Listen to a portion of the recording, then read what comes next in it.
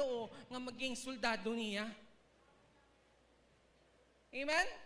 Ang balon bin naton, I am a soldier of Jesus Christ.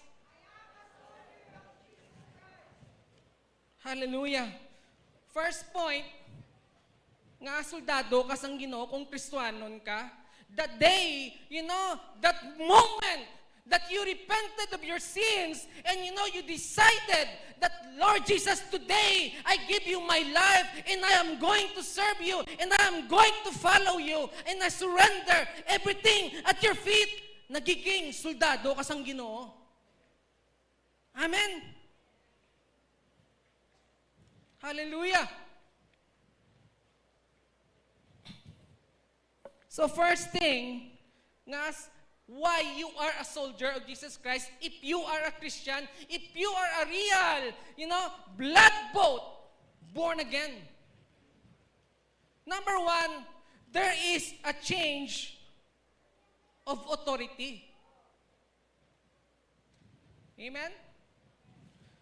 Ang basang Biblia, in Ephesians chapter 2, verse 1 to 5, once you were dead because of your disobedience and your many sins, you used to live in sin, just like the world, obeying the devil, the commander of the powers in the unseen world.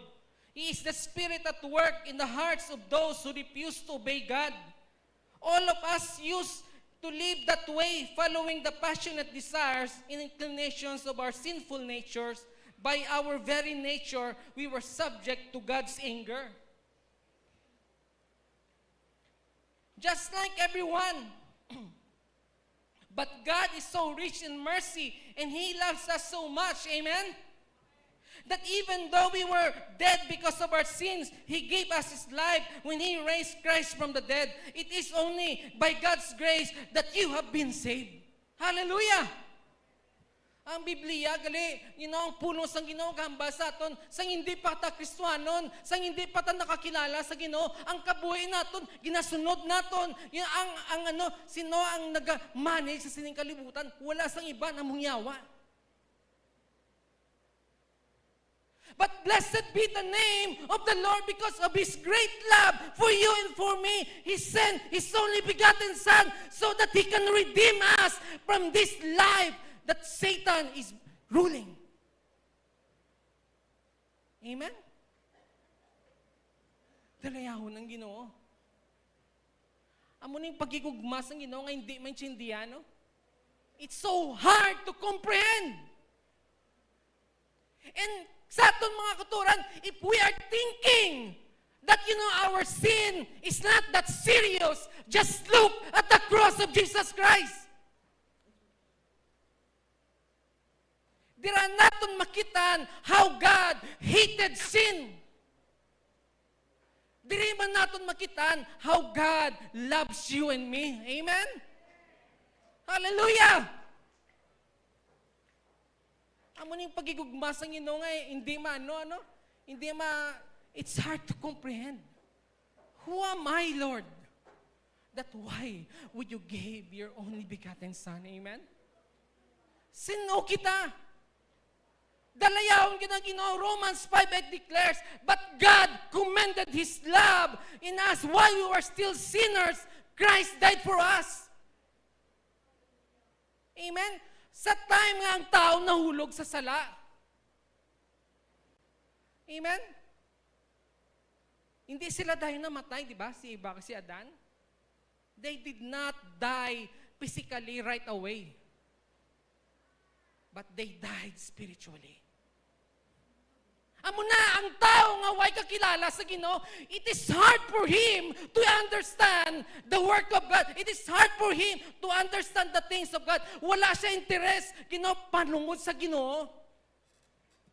Ang hindi Kristiyanon, para sa iya, ang pagpangalaga sa Ginoo is a waste of time.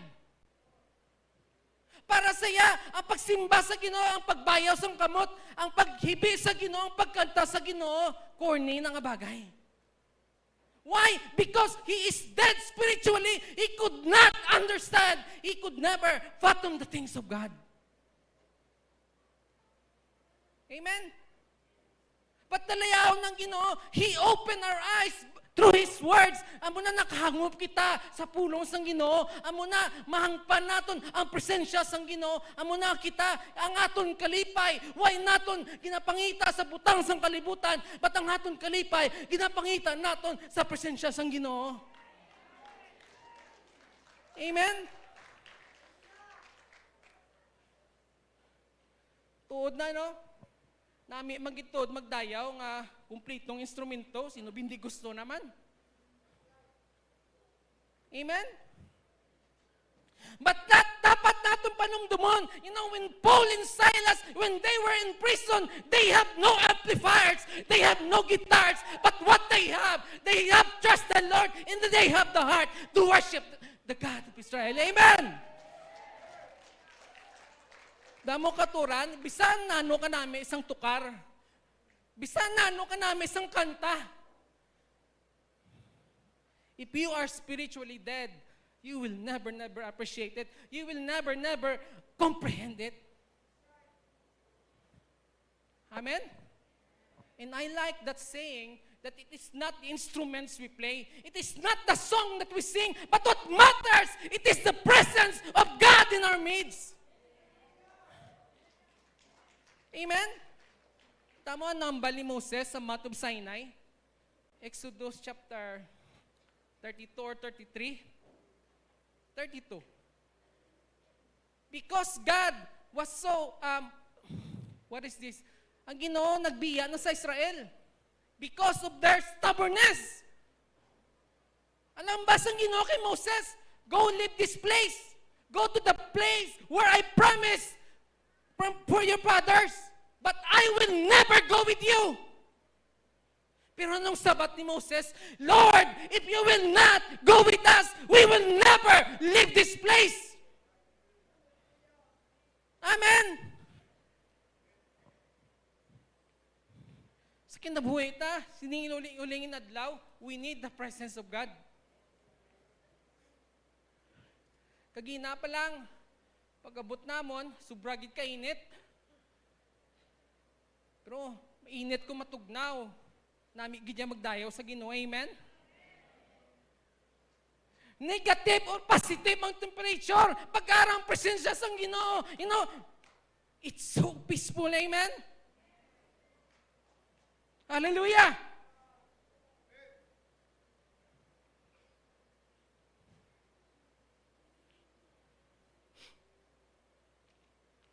Now that we are in Christ, amen? We are in Christ, do you believe? Amen. Now that we are in Christ, we have a new commander. Amen? Ang dati, tanga commander, kung may problema ta, itudlo ka niya kay San Miguel. Amen? Kung may problema ka, tudlo ya ka sa ilimnan kung sa ibang nga bagay.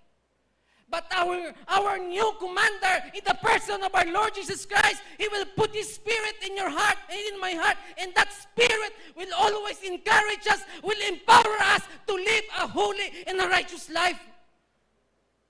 Amen!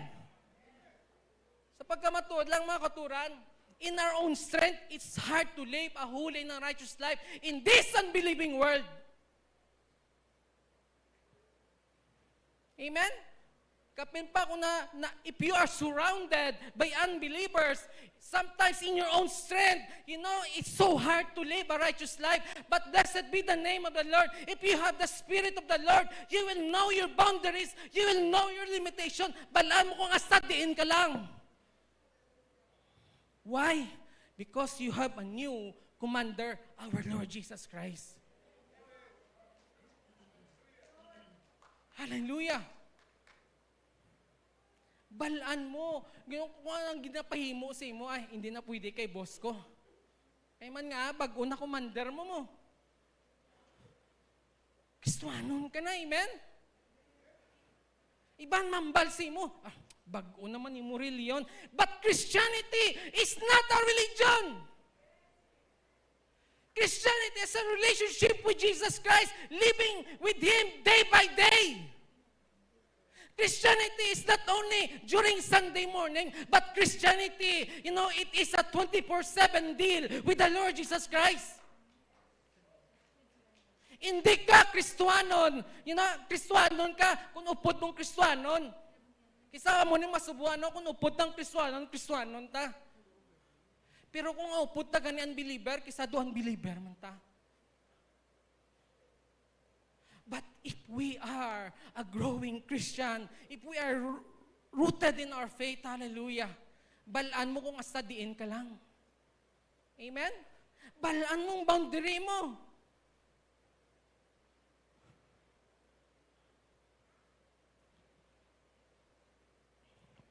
I am a soldier of Jesus Christ. Since we become a Christian, we know our destiny. We know our purpose in this life. Amen? Mga katuran, in other words, gali, kung sa establishmento, we are under new management. Amen? The management of our Lord Jesus Christ. Amen! Muna gani, kung Kristiyanon ka, dapat may bungagid.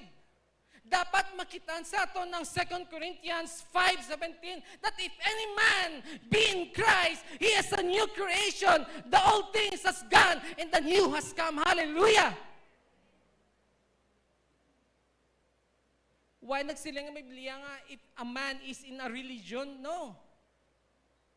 But if any man be in Christ, hallelujah.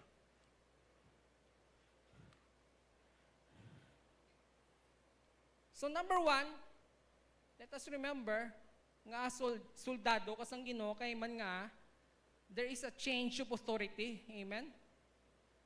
We acknowledge the authority and the lordship of Jesus Christ over our lives. Hallelujah. Second point is, there is a divine purpose. Pag nag-Kristiyanon ka, galain ang purpose mo sa kinabuhi mo. Galain ang priority mo. Galain ang perspective mo. Amen? Sa una, hindi ka pa Kristiyanon, ang gusto mo lang magpadamo kwarta. Sa una, sang Kristiyanon ka pa, ang purpose mo lang magpadamo kwarta. Yun ang magpasikat, yun ang magpatikal.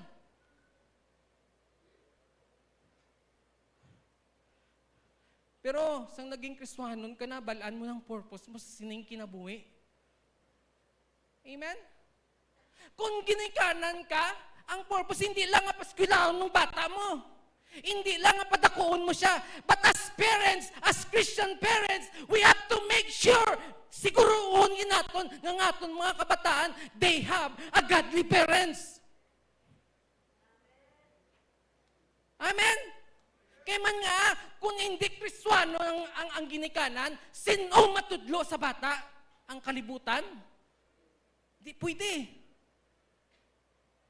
That's why we as parents, we have to make sure that, our children, they know their purpose, they know their perspective, and they know why we are here in this world. Amen? Kaya kung ang bata, how can you tell your children to pray? How can you encourage your children, to worship the Lord? Kung mismo ikaw, hindi makitaan sa kabataan mo nga ikaw kaluhod man. Amen? That's why, I love that saying, ang bata mo, hindi pagpadala sa Sunday school. Don't send them to Bible school, but instead, bring them to Sunday school. Butsilingon, updan mo. Dalon mo. Mangkot kita noy. Redo ka budlay gid dalon sang pamilya ko sa Ginoo. Hallelujah, kung di gali natin madala ang aton pamilya sa Ginoo, dalon tang Ginoo sa aton pamilya. Amen?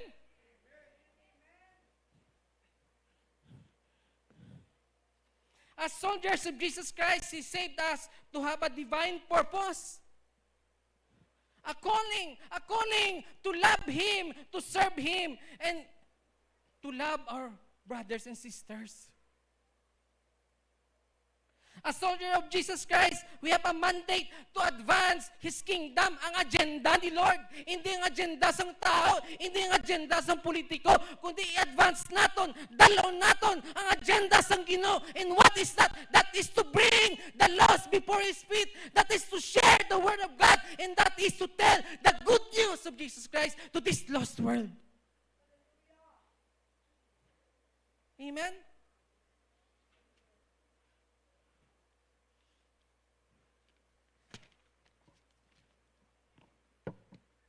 Praise God. I know a person, ambal niya, oh, I could not sing. I could not preach. But one thing, ang namian ko sa ginambal niya, and I personally know this person, but niya read, I could not play instruments. You know, I could not preach. But you know what? I can arrange the chair. I can sweep the floor. You know, I can be an usher. I can pray, you know, and I can pray for brothers and sisters. Both silingon, hindi ko maamo na ba sa Tagalog, bila, no? Pag gusto, may paraan. Amen? Kung wala, may ano? May dahilan. Pag isang Kristiyano, ano, hindi ko maintindihan, ano, sa mga Kristiyano, hindi man tanan, ano, ang iban, on time sila sa trabaho nila. Amen? Hindi gusto malate. Pero sa panimbahon sa Ginoo, okay lang malate. Hello?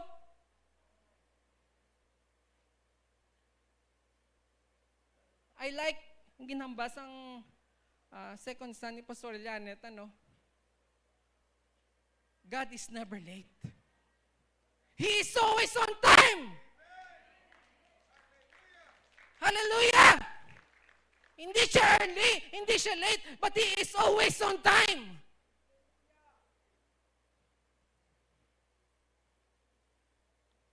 Glory to God. One may say, I could not preach like all the pastors. I could not speak. I am not that gifted. I don't have that training. But mga kauturan, you know, if you are a Christian, you may not preach behind this pulpit. You may not preach, you know, with this microphone. But you can preach to your family. You can preach to your brothers and sisters. You can preach to your co-workers by the way you live your life. Amen? Pwede ka gali kawali. Pagi sa imo kinabuhi. Amen? Bisan wala ka microphone, bisan wala ka pulpito, pwede ka makawali that now they will see the difference in you, that they will see that something is, you know, something is different with this guy. Amen?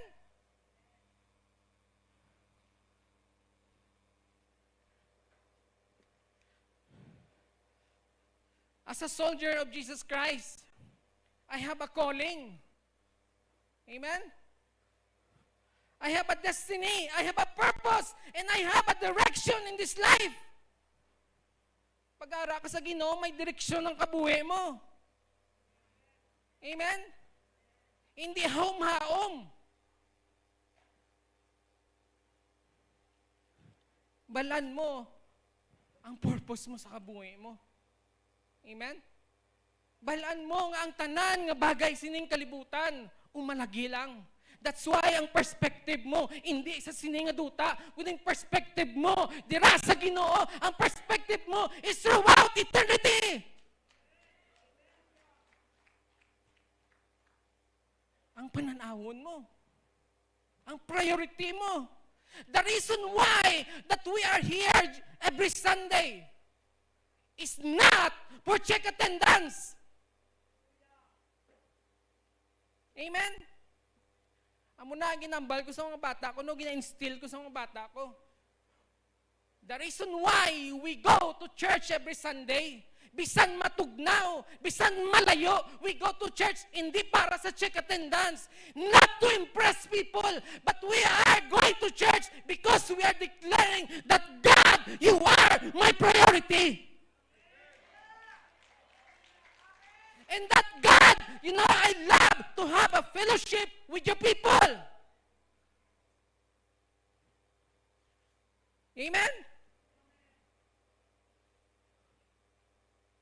Not for check attendance.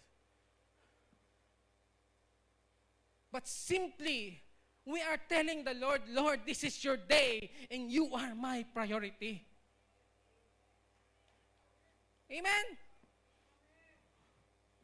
Glory to God.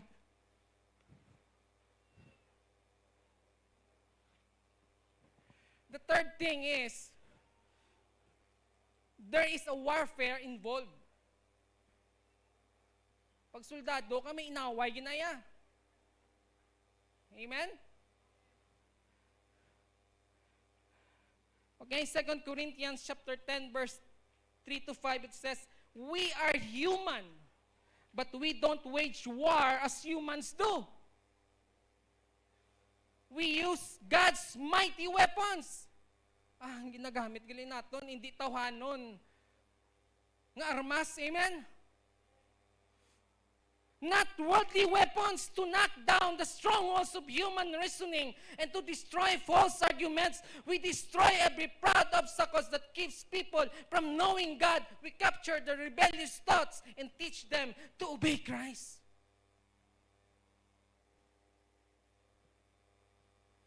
Amen? Christian life is not a bed of roses. Hindi po silingon nga Kristiyanon ka, wala ka sang pagtilaw. Could you say amen? Hindi po silingon that you are soldiers of Jesus Christ. You will never find and you will never have difficulties in your life. Ako personally, hindi ko gusto sang problema ya.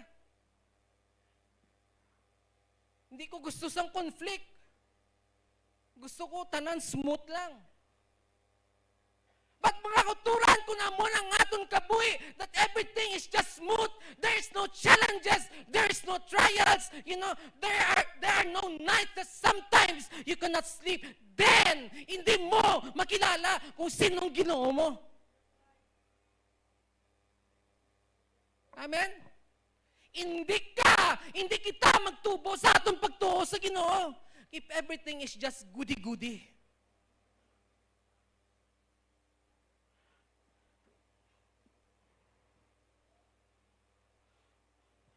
As Christian, it is a fight against the devil. Inaway ni. It is a fight against the world, the system of the world. Ang diskarte sang kalibutan.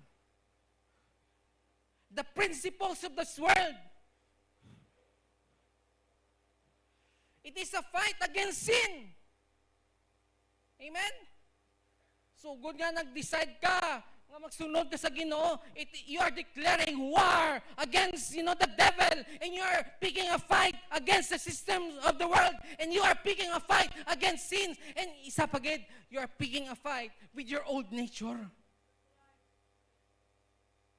Ang muna ganyan ba ni Jesus, we should watch and pray. Why? Because the spirit is willing, but the flesh is weak. Amen? Kisa mag-alarm ng imo, alarm clock, duk nami pa magligid. Diba? Pero, kung Kristiyanon ka, mabangon ka, hindi lang para magkadto sa trabaho mo, mabangon ka, kaya maluhod ka sa Ginoo. It is a fight! Maluhod ka kay balaan mo. Matubang ka na naman sa kalibutan. You will face the day, and you do not know what this day may bring, and you do not know who you may meet. That's why it's very important that we should, kneel down and pray before our God.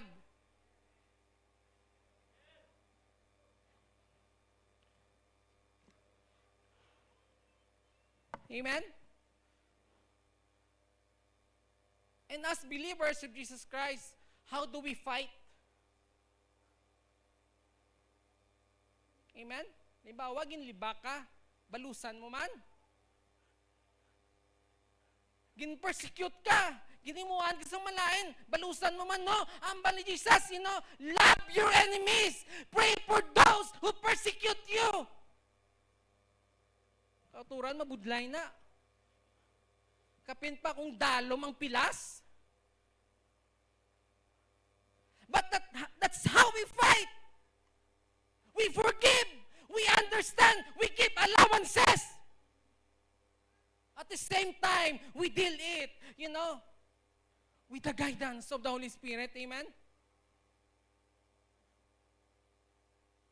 Ako sa personal kong experience, may mga tao man, of course, nobody's perfect.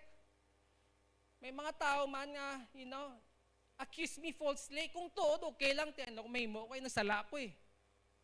Pero galing hindi tuod eh. Hindi lang, not only it hurts me, but it hurts my wife. Kaya man nga, balaan namon, it's not true. Muna gila magpangalagad sa Ginoo. Kisa may lainay man buot, may sunggudanay man. Why? Because we are relational creation. Amen? Hindi kita mga robot. Salamat sa Ginoo, kay why taging create nga katulad sang robot. He gave us emotions. He gave us, the power to choose. Sometimes hindi ka na mga lagad. Kaya man nga, you are hurt deeply. But how do we carry that kind of fight? We carry it by forgiveness. Amen? I'm telling you, may isa ka babae, he accused me. Ulay ko lang nabalaan. But it so happened, siguro na-realize niya what she did is not right. So, sangging kasal ang bata, aging kuwaya ko maninoy. Ang basang kumpare ko, Brad, hindi ka na daguro mag-upod sa sinanga church because you are deeply, what happened is no longer, parang hindi na maayos. But, basang, forgive. Amen? Let's forgive. As God has forgiven us. And move forward. Amen? Ang nagligad, hindi na natin mabalik pa. But we are commanded to move forward. Hallelujah! Anon mo kinagligad na to? Forgive, smile, and move forward. Patayon! Kundi mahiway na kami. Amen? Not only that, even in the workplace, different races, different backgrounds, different mentality. Muna ba sa trabaho, wais magulang. And then, pag ginabalan ka sang superior mo, can you help him? Parang mabugat sa tagipusoon mo eh. Ang nakatamad siya, mabulig ko. Ginalibaki pa ko na sa imo. But bilang Kristiyanon, you have to do it not because of anybody, but you have to do it because of our Lord Jesus Christ. Amen! May share lang ko sa inyo, lipot lang gid. Total, kasama lang ko diya. Amen? Manang mga ko gamay lang gid nga, no? Let's go to Luke chapter 23. Why na ni sa notes ko, no? Luke chapter 23. And I love this. I hope you will love it too. Luke chapter 23, verse 6 to 12. Basahan ko. Dali lang gid, dasig lang gid. When Pilate heard of Galilee, he asked if the man were a Galilean, Jesus. And as soon as he knew that he belonged to Herod's jurisdiction, he sent him to Herod, who was also in Jerusalem at that time. So this was during some times ng Ginoo naton. Now, when he saw Jesus, he was exceedingly glad, for he had desired long to see him, because he had heard many things about him. And he hoped to see some miracles done by him. So, he is expecting the Lord to perform miracles. Then he questioned him with many words, but he answered him nothing. Verse 10, and the chief priests and the scribes stood and vehemently accused him. Verse 11, then Herod, with his men of war, treated him with contempt and mocked him, arrayed him in gorgeous robe, and he sent him back to Pilate. So ginbalik ni Herod si Jesus kay Pilate because they are in authority. During that time, silang mga big boss. But watch verse 12. That very day, Pilate and Herod became friends with each other, for previously they had been an enmity with each other. Anong misayda? Si Herod kag si Pilate, they are the kontrabidas. But you know what? Because of Jesus Christ, they became friends. Amen. Had it not been of Jesus Christ, hindi sila nagaliway. Oh, hallelujah! Do you get the message? If these two persons can be friends because of Jesus Christ, who are we not to forgive our brothers and our sisters who offended us? Si Pilate, kag si Herod, kumbaga sa mga hambog ni, pataasan yung pride, pataasan ihi. They are enmity, they hate each other. But the Bible declares, because of Jesus Christ, tungod lang kay Kristo, they became friends. Oh, hallelujah! Now sa aton, kung parata ko gilingon, ta sa puder kay Herod, way ta sang puder nga muna. Kung parata ang aton puder kay Pilate, we don't have that kind of influence and authority. But because of Jesus Christ, they became friends. That's why sa nabasa ko ni, hallelujah, there's a message on these happenings. Hindi sila Kristiyanon, but they became friends. Friends! Pero kisang Kristiyanon, he could not forgive. He could not understand. Why tabog no anay? Pero kakitay sa church.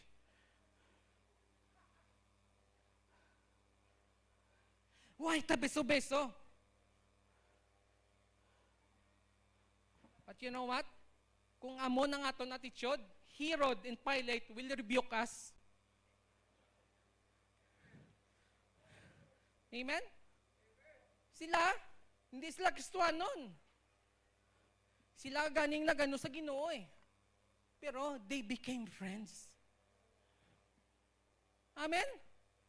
Hallelujah.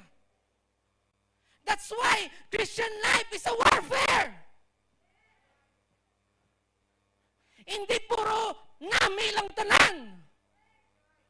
Kisa, kung diin ka agapalapit sa Ginoo, mas sirapagid ka ni kisa ang pagdilaw nga hindi mo maintindihan.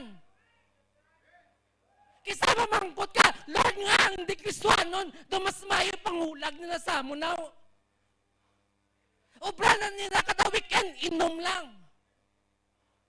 Obranan nila kada Domingo, sa sagwa mag-fishing.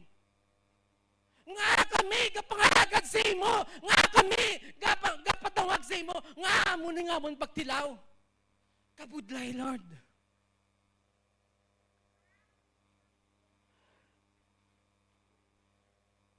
Hallelujah.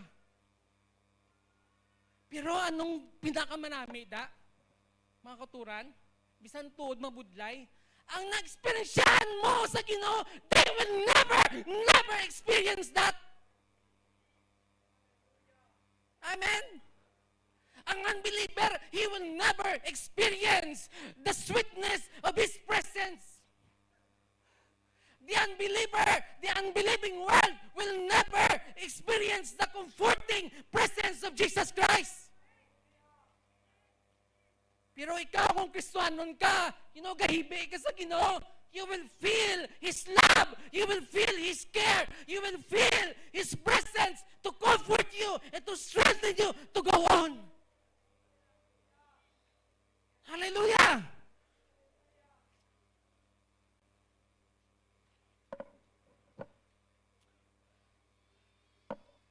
Muna, ang pagkakristiyanon hindi madali.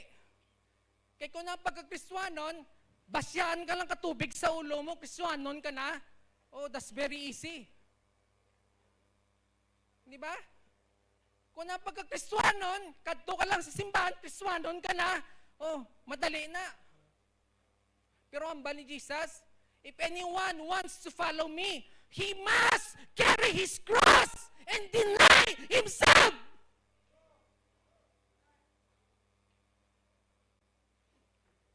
Denying ourselves, it is a hard thing to do. Di ba? Kapimpa kung matandog ang ego mo, ang fried chicken natong kabudlay gid.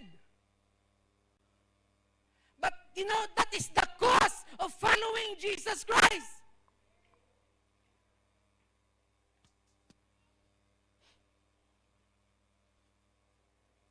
That's how we carry this fight. Amen?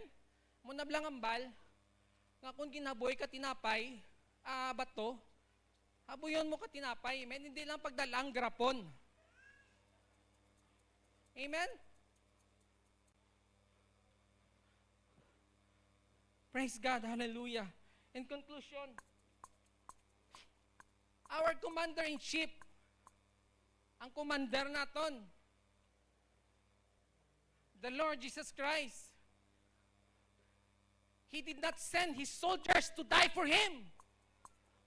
But instead, He sent Himself to die for His soldiers. Din ka kakita, amo na klase, commander.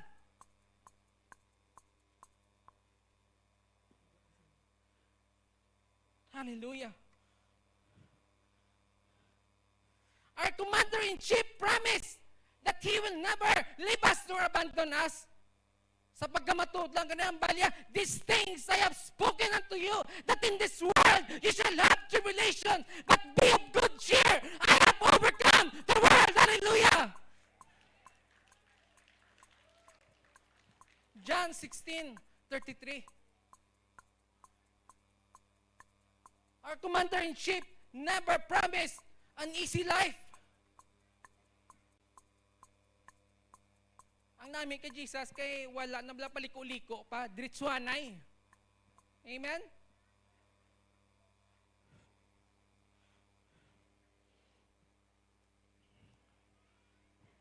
So, in Deuteronomy, I'm gonna end on this verse.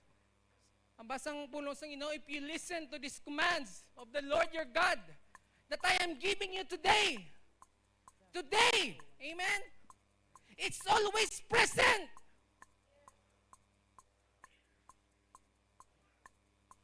And if you carefully obey them, pero may kondisyon, amo nag-isang iba na binila, wala na kondisyon, automatic, hindi automatic. Bisan ka na ang aton kaluwasan, hindi automatic. Hindi tungod ng asawa mo kasimba, naluwas siya, ikaw, maluwas ka man. No, somewhere down the road, in our personal life, we must have to decide that we have to commit and surrender our life to the Lord Jesus Christ. Amo na lang ang kaluwasan, personalan. Hindi sa kupay. Ang namin sa kaluwasan, personalan, but at the same time, you can share it. So when it comes to personal, it only applies to you. Di ba ang toothbrush mo, why mo na gina-share sa iban? Para lang na sa imo, kay personal mo na. Pero mo na, kung kalaan ka namin sa kaluwasan, personal mo na at the same time, pwede mo sa i-share. Kaya dapat kinman na i-share natin.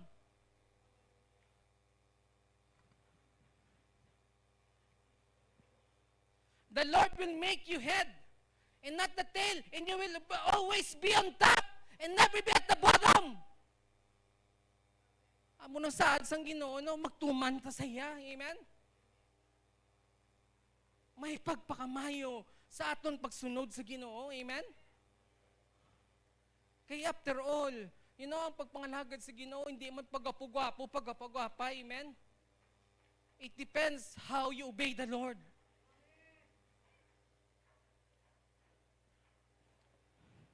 Soldiers went through training. Amen? Kag ang training, ang discipline, it's not easy. Di ba? Amo na sa aton, labi na gid sa mga pamatanon, kung may Kristiyanon ka nga ginikanan, magpasalamat ka. Amen? Kung gina-encourage ka nga magpangalagad sa Ginoo, magpasalamat ka. Kung ginakigan ka, maghimo ka sang malain, magpasalamat ka. Kisa malo naton, oh, mommy and daddy so annoying. They keep on telling me the same things.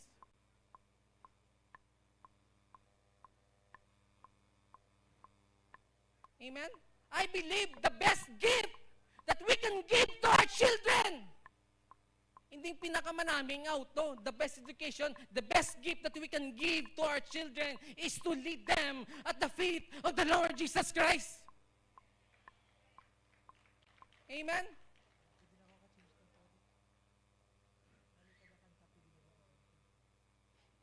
As Christians, as soldiers of Jesus Christ, we are being trained, we are being disciplined.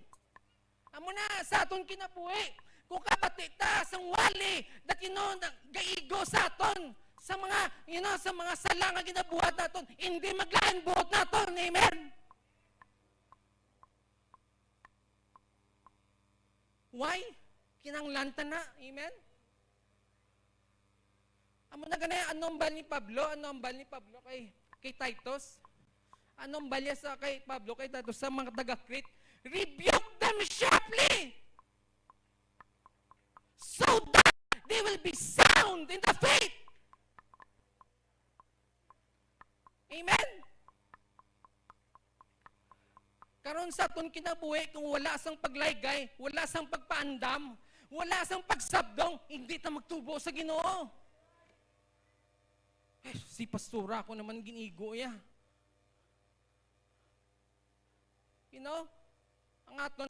Ang preacher,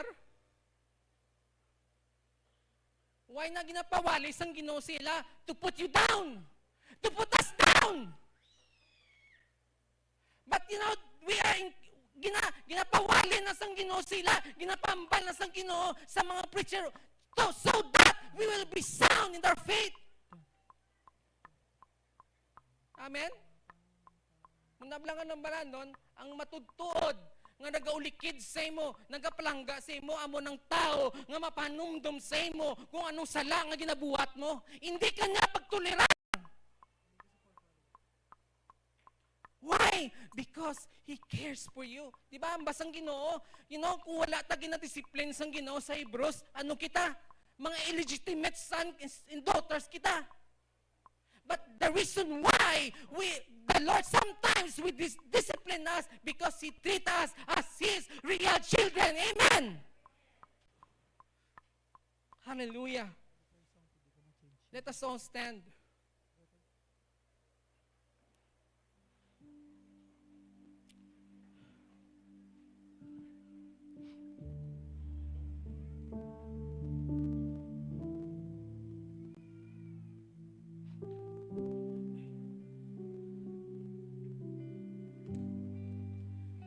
Let us pray. And after this, I will give this to Pastor Elianet. Hallelujah. Loving God, Heavenly Father, thank you for your word. Thank you, Lord, that your word, it strengthens us, oh Lord God. Lord, your word, it reminds us, oh Lord God. It gives us a warning, oh Lord God. It gives us hope, oh Lord God. Hallelujah. Lord, sa sininga, tinayon, oh Lord God. Sa mga kuturan ko, Lord, I do not know what they are facing. They do not know what I'm facing, Lord. But Lord, one thing we know, that Lord God, nothing is hidden in your sight. Hallelujah. Lord, nakitaan mo ang amon kaliyuhon, O Lord God. Nakitaan mo, Ginoong amon mga kasakit, Ginoo, Lord God. Bilang mga soldado mo, Lord God. But Lord, thank you. Nga sa amon mga pilas, Ginoo, sa patag-awayan sining kabuhi, Lord God. Lord, you are our healer. Hallelujah. That Lord, you are able to heal us, not only physically, but Lord, you are able to heal our hearts. You are able to heal our minds. You are able to heal our relationships. Hallelujah.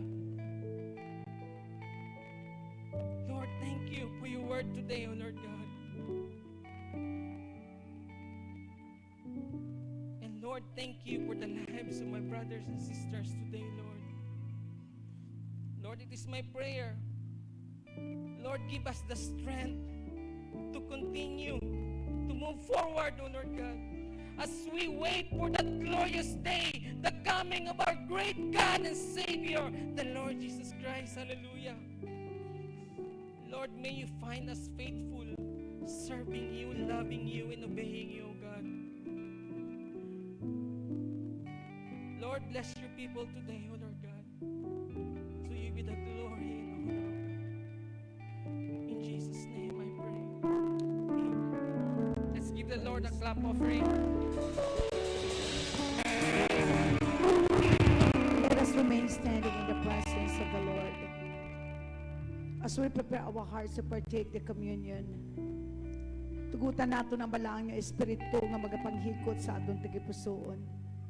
Sa sining experience naton on the first and second worship service, how do you communicate to your family? Paano mo ginpabalo ang imo pamilya? Church, ang iniba lang ang mga butang ginapakahayag sa Ginoo sa aton on how we love our family. Paano mo bala sila ginahambalan? Nakahambal ka bala nga kadto ka mo diri sa simbahan biskan wala kita kuryente kay madayaw kita sa Ginoo. Ukon you communicate to your family that says hindi lang kamo anay magsimba kay Maginoon. If that is you, you have to repent. Because the thing that is happening to us today is a reminders of the Lord on how you communicate to your family, especially on the hard times. We are now living in the last of the last days. Our experience without an electricity a while ago, sobra pa ini ang experiensyahan naton sa maabot nga tinion. This is a reminders how you communicate to your family, especially in the hard times. Let us close our eyes and let us ask God for forgiveness. Father God, in the name of your Son, Jesus Christ, and by the mighty presence of the divine Holy Spirit, we come to your court of praise with ang humble heart asking for forgiveness. Patawara kami sa amon mga sala. Lord, patawara kami sa mga nahimo namon sa amon mga pululungon gakawa sa bibig namon sa amon mga panguna-una. Kaya ginapatawad man namon ang tanan nga mga nakasala sa amon. Tamunin tinapay ginukag kupas sa mga humiling nga dugo. Magipag-ambit kami siniupod sa imo ginuulod kad bala nga espiritu kagupod sa mga katawhan nga nagapalangga sa imo. Ibayaw naton ang ning tinapay kag kupas sa tubangan sa aton buhi nga Dios. The Lord Jesus on the night he was betrayed, he took bread, and when he had given thanks, he broke it and said, "This break the bread. This is my body which is broken for you. Do this in remembrance of me." On the same manner, after supper, he took the cup, saying, "This cup is a new covenant of my blood. For as often as you drink it in remembrance of me, for as often as you eat the bread and drink the cup, you proclaim the Lord's death until He comes. Let us partake the bread and the cup together with thanksgiving in our hearts.